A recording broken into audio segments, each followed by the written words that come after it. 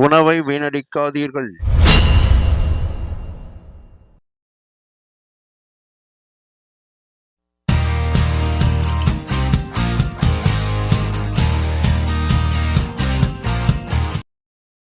Hi viewers and subscribers.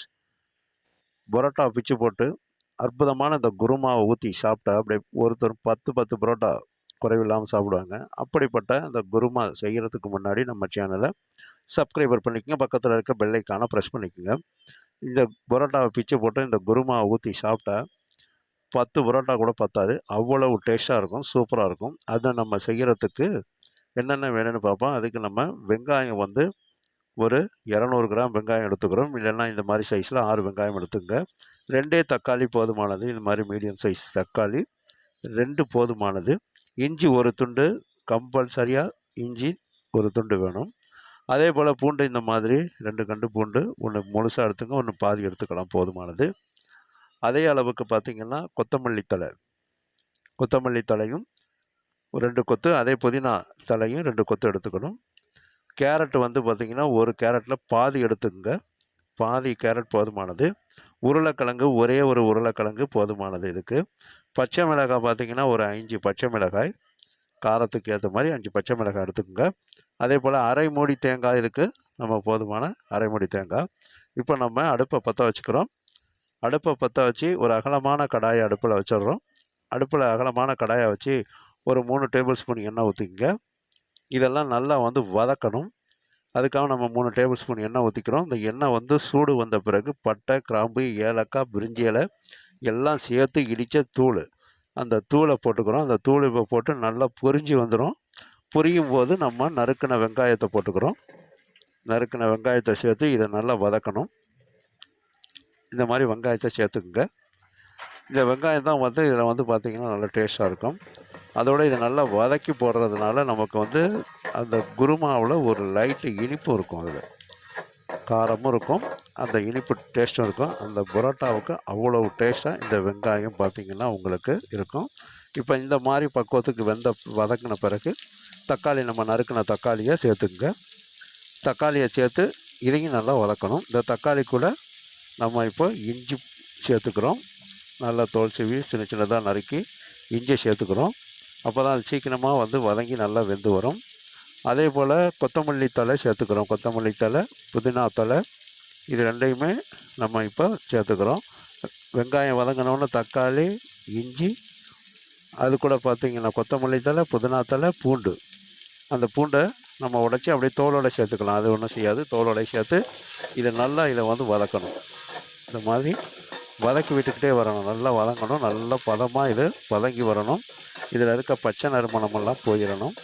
அந்த அளவுக்கு இதை வந்து பார்த்திங்கன்னா நல்லா வதக்கணும்.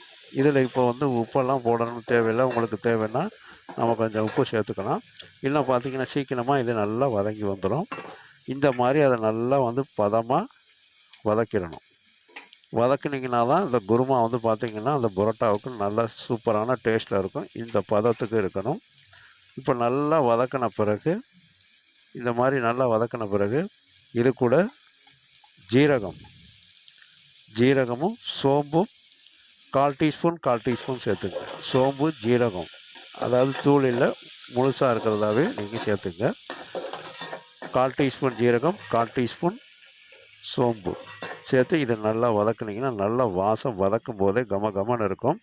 இப்போ நல்லா இந்த சோம்பு ஜீரகம்லாம் வதங்கினோன்னே தேங்காய், நம்ம அரை மூடி தேங்காய் எடுத்துருக்கோம். அதில் 1/4 மூடி அளவுக்கு உள்ள தேங்காய் சேர்த்தா போதும். ரொம்ப சேர்த்திங்கன்னா தேங்காய் பார்த்திங்கன்னா உங்களுக்கு அந்த குருமாவோட டேஸ்ட்டு மாறி போகும். அதனால் 1/4 மூடி தேங்காய் மட்டும் துருவி சேர்த்துக்குங்க. சேர்த்து இந்த தேங்காய் சுருள வதக்கணும். சுருள இருக்கணும். அந்த அளவுக்கு இதை நல்லா வதக்கி விடணும். வதக்கி விடும்போது இந்த வெங்காயமெல்லாம் கரெக்டாக ஈவனாக, தக்காளி, வெங்காயம், இந்த கொத்தமல்லி தழை, இஞ்சி, பூண்டெல்லாம் ஈவனாக சரியாக வதங்கி வந்துடும். இந்த தேங்காய் பார்த்திங்கன்னா அப்படியே நல்லா சுருண்டணும். வதங்கி இந்த மாதிரி சுருள வச்சிடணும்.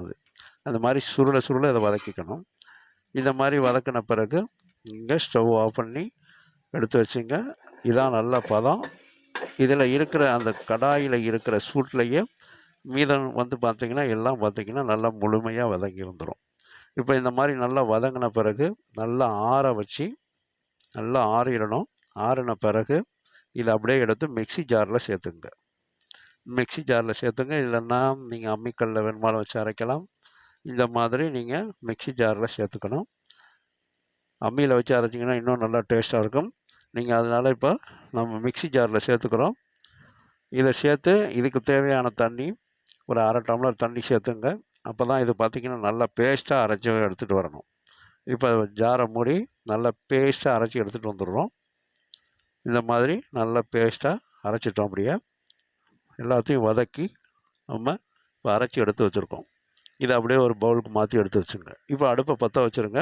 நம்ம வதக்கின அதே கடாயை அடுப்பில் வச்சுங்க அந்த குருமா வைக்கிறதுக்கு. அதை வச்சு அதில் வந்து ஒரு 2 டேபிள் ஸ்பூன் எண்ணெய் விட்டுருங்க. இது எல்லாம் கடலை எண்ணெயில் தான் செய்கிறோம். அப்போ தான் டேஸ்ட் இன்னும் கொஞ்சம் நல்லாயிருக்கும், ஹையாக இருக்கும்.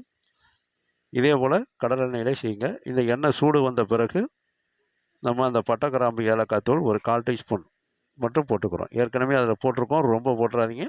ஒரு 1/4 டீஸ்பூன் மட்டும் போட்டுங்க. ரொம்ப போட்டுறாமல் 1/4 டீஸ்பூன் போட்டு அது பொரியும். அப்படியே பொரிஞ்சு வரும். பொரிஞ்சு வந்த பிறகு நம்ம அந்த தாளிப்புக்கு வதக்கிறதுக்கு திரும்ப வெங்காயம், தக்காளி இதே போல் நம்ம எடுத்து வச்சுருக்க அதே வெங்காயத்தில் கொஞ்சம் கொஞ்சம் எடுத்து வச்சுட்டு தான் வதக்கணும், தாளிப்புக்காக மட்டும். இப்போ நம்ம இதை போட்டு நல்லா இதை தாளிக்கணும். வெங்காயம், தக்காளி 2ஐயும் போட்டுருங்க. போட்டு இதை நல்லா வதக்கி விடுங்க. இப்போ பச்சை வாடை போகிற அளவுக்கு வதக்கி விட்டுறணும். ரொம்ப வந்து வதக்கணும்னு அவசியம் இல்லை. ஒரு அரைப்பா தான் வதங்கினா போதும். ஏன்னா நம்ம குருமா வைக்கிறதுக்கு தான் அந்த குருமாவில் சேர்த்து இதுவும் சேர்த்து வதங்கி போயிடும், வெந்து போயிடும். இப்போ இந்த மாதிரி நல்லா வதக்கி விட்டுடுங்க. வதக்கி விட்ட பிறகு பச்சை மிளகாயை உடச்சி போட்டுங்க. பச்சை மிளகாய் இது மாதிரி 2 நம்ம 5 மிளகாயும் உடச்சி போட்டுங்க. 5 மிளகாயும் உடச்சி போட்டுருங்க. இது கூட கொஞ்சோண்டு கொத்தமல்லி தழை, புதினா தழை போட்டுருங்க. போட்டு இதை இப்போ நல்லா வதக்குங்க. இந்த மாதிரி அருமையாக அதை வதக்கி வரணும். இது இந்த எண்ணெயிலேயே தான் வதக்கணும். இப்போ எதுவும் தண்ணி எதுவும் சேர்த்துடக்கூடாது. இந்த மாதிரி நல்லா வதங்கி வந்துடணும். அந்த பதத்துக்கு வதங்கி வந்த பிறகு மஞ்சத்தூள் ஒரு 1/4 டீஸ்பூன் மஞ்சத்தூளை சேர்த்து நல்லா வதக்குங்க. மஞ்சத்தூளையும் நல்லா வதக்கி விடணும். இப்போ நல்லா பார்த்தீங்கன்னா வாசம் அப்படியே கம்முன்னு இருக்கும். இப்போ இதில் இஞ்சி பூண்டு பேஸ்டெல்லாம் போட வேண்டியதில்லை. இதில் எதுவும் போட வேண்டியதில்லை. இது மட்டும்தான் நமக்கு. இந்த வெங்காயம், தக்காளி, அதே போல் பார்த்தீங்கன்னா கொத்தமல்லி தழை, புதினா தழை, மஞ்சத்தூள். இப்போ மிளகாய்த்தூள் ஒரு 1/2 கரண்டி மிளகாய்த்தூள் போட்டுங்க. ஏன்னா பச்சை மிளகாயெல்லாம் நம்ம இதிலே தான் போட்டுடுறோம். 1/2 கரண்டி மிளகாய்த்தூள், 1 கரண்டி மல்லித்தூள் போட்டுங்க. போட்டு இதையும் தண்ணி ஊற்றாமல் இதை நல்லா அந்த எண்ணெயிலேயே தான் வதக்கணும். எண்ணெயிலே நல்லா வதக்குனிங்கன்னா இது வந்து பார்த்திங்கன்னா இந்த கலரிங் வந்து அப்படியே எண்ணெயில் மிதந்து நிற்கும், அப்படியே சிகப்பாக நமக்கு. இப்போ நல்லா இந்த மாதிரி வதங்கின பிறகு பச்சை நறுமணம் போயிடணும். அந்த மிளகாய்த்தூள், மல்லித்தூளில் பச்சை நறுமணம் போயிடணும். இப்போ இது மேலே லேசாக ஒரு 1/4 டீஸ்பூன் உப்பை தூவிக்குங்க. தூவி விட்டு நல்லா வதக்குனிங்கன்னா உங்களுக்கு நல்லா பார்த்திங்கன்னா வதங்கிடும்.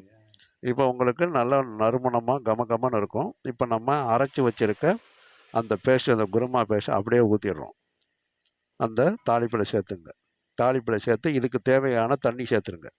உங்களுக்கு எவ்வளவு தண்ணியோ அந்த அளவுக்கு தண்ணி சேர்த்துங்க. இது நல்லா திக்காக இருக்கும், கிரேவி மாதிரி ஆகிருக்கும். அதனால் நம்ம தண்ணி சேர்த்து இதை குருமா பதத்துக்கு கொண்டுட்டு வந்துடுறோம். இதோட பார்த்திங்கன்னா நம்ம 2 டம்ளர், அதாவது 200 ml டம்ளரால் 2 டம்ளர் தண்ணி சேர்த்துக்கிறோம். தண்ணி சேர்த்து இதை நல்லா இப்போ மிக்ஸ் பண்ணி விட்ருங்க. இந்த தண்ணியோட நல்லா எல்லாம் மிக்ஸ் ஆகிடணும். அந்த அளவுக்கு இதை நல்லா கலந்து விட்டுடுங்க. இப்போ நமக்கு அற்புதமாக குருமா ரெடி ஆகிட்டு, ஏற்கனவே நம்ம வதக்கியிருக்கோம். இப்போ வதக்கின அந்த குருமா பேஸ்டோட இப்போ நம்ம தாளித்து அந்த தாளிப்பும் கொடுத்துட்டோம். இப்போ இதில் கேரட்டு போட்டுடுறோம். சின்ன சின்னதாக வெட்டி போடுங்க. சின்ன சின்னதாக நைஸாக சிப்ஸ் மாதிரி சீவி கூட போடலாம். அதே போல் உருளைக்கிழங்கு நறுக்குனதையும் சேர்த்துருங்க. ஒரு உருளைக்கிழங்கு, ஒரு கேரட்டு போட்டிருக்கோம். இது வேகிறதுக்கு மட்டும்தான் இதை வந்து நம்ம வேக விடணும். இப்போ நம்ம இதெல்லாம் சேர்த்து அந்த கேரட்டு, உருளைக்கிழங்கெல்லாம் சேர்த்து இதை நல்லா மிக்ஸ் பண்ணி விட்டுருங்க. இது நல்லா கொதித்து அப்படியே பொங்கி வரும். இது மாதிரி பொங்கி வரும். நல்லா கொதித்து பொங்கி வரும்போது ஒரு கொதி வந்திருக்கு. இதை நல்லா மிக்ஸ் பண்ணி விட்ருங்க. இப்போ நல்லா கலந்து விட்டுறணும். இப்போ நல்லா வாசமாக இருக்கும். ஆனால் இதை வந்து நீங்கள் இப்போ பயன்படுத்த முடியாது. இதில் அந்த மிளகாய்த்தூள், மல்லித்தூளோட பச்சை நறுமணமும் நல்லா போகணும். எல்லாம் மசாலாவும் எல்லாம் பார்த்திங்கன்னா நம்ம அரைச்சது, நம்ம தாளித்தது எல்லாம் கரெக்டாக ஈவனாக ஒன்று சேரணும். அப்போ தான் டேஸ்ட்டாக இருக்கும். இப்போ இதுக்கு தேவையான உப்பு 1 டேபிள் ஸ்பூன் உப்பு சேர்த்துங்க. உப்பை டேஸ்ட் பண்ணி பார்த்து திரும்ப வேணுமாலும் நீங்கள் கூட குறைச்சி சேர்த்துக்கலாம். எப்போதும் உப்பு போடுறப்ப டேஸ்ட் பண்ணி பார்த்துங்க. அதுக்கு தேவையான அளவு உப்பு சேர்த்துங்க. இப்போ நல்லா இதை திரும்ப மிக்ஸ் பண்ணி விட்டிங்கன்னா இப்போ அருமையாக கொதிச்சு வந்துடும். 2வது கொதி வந்துடும். கொதி வந்துச்சு பார்த்தீங்கன்னா கொதிச்சு கொஞ்சம் சுருங்கி வரணும். அப்படி சுருங்கி வந்தோன்னே அந்த குருமா பார்த்தீங்கன்னா கம கமன்னு அந்த பகுதியே உங்களுக்கு நீங்கள் செய்கிற இடத்துல வாசம் கமாலிக்கும். வீடே கடுமையாக வாசிக்கும். அந்த அளவுக்கு இது வாசம் இருக்கும்.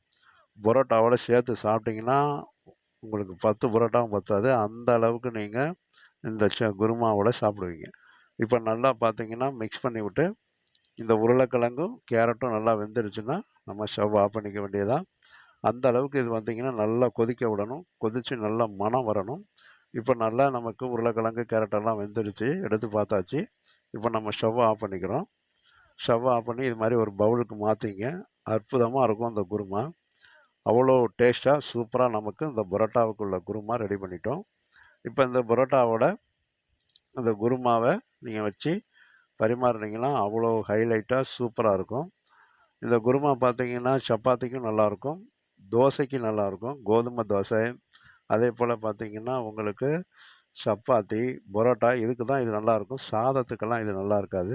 இப்போ ஹைலைட்டான சூப்பரான ரொம்ப டெலிஷியஸான குருமா ரெடி பண்ணிட்டோம். இந்த மாதிரி நீங்கள் சூப்பராக குருமா செஞ்சு சாப்பிட்டு பாருங்கள். இந்த குருமா வந்து பார்த்தீங்கன்னா பரோட்டாவை அப்படியே பிச்சு போட்டு இந்த குருமாவை நல்லா ஊற்றி நல்லா ஊற வச்சு சாப்பிட்டிங்கன்னா ஹைலைட்டாக சூப்பரான டேஸ்ட்டில் இருக்கும். நம்ம பரோட்டாவும் வீட்டிலே பண்ணிக்கலாம். இந்த மாதிரி குருமாவும் நம்ம வீட்டிலே பண்ணிக்கலாம். இதுக்காக நம்ம கடையில் வாங்கணும்னு அவசியம் இல்லை. ரொம்ப எளிமையாக ரொம்ப செலவில்லாமல் இதை நம்ம செய்கிறோம். இந்த மாதிரி நீங்களும் பரோட்டா குருமா செஞ்சு சாப்பிட்டு பார்த்துட்டு எங்கள் வீடியோவை லைக் பண்ணுங்கள், சப்ஸ்கிரைபர் பண்ணுங்கள். எங்களுடைய வீடியோவை உங்களுடைய நண்பர்களுக்கு, சொந்தக்காரங்களுக்கு ஷேர் பண்ணுங்கள். சப்ஸ்கிரைபர் பண்ண சொல்லுங்கள், லைக் பண்ண சொல்லுங்கள். அதே போல் நீங்களும் இந்த மாதிரி குருமா செஞ்சு சாப்பிட்டு பார்த்துட்டு எங்களுடைய வீடியோவை லைக் பண்ணுங்கள். எங்களுடைய வீடியோவை பார்க்கின்ற அனைத்து வியூவர்ஸுக்கும், சப்ஸ்கிரைபர்ஸுக்கும் மனமார்ந்த நன்றியினை தெரிவித்துக் கொள்கிறேன்.